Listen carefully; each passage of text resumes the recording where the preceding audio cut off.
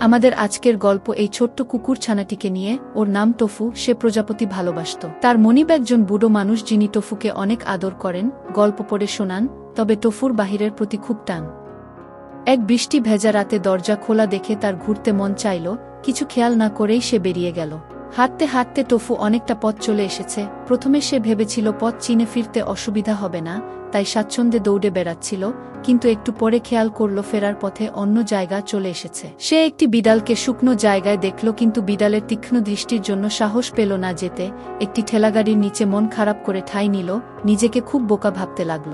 কিছুক্ষণ পর বিড়ালটি টফুর দিকে এগিয়ে এলো। টফু ভাবল তার স্থান হয়তো ভিজে গেছে, তাই সে পরে বিড়ালকে জায়গা দিল। তা দেখে বিড়াল মুগ্ধ হল।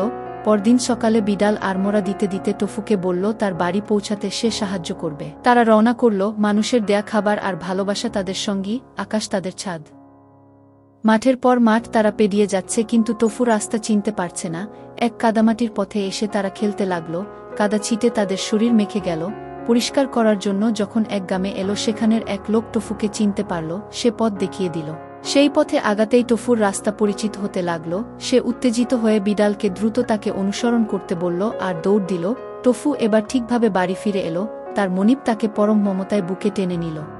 বিড়াল চলে আসবে তখন টফুর কাছে সহযোগিতার কথা শুনে বুড়ো তাকেও কাছে টেনে নিল। এভাবেই পরোপকার কখনো বৃথা যায় না।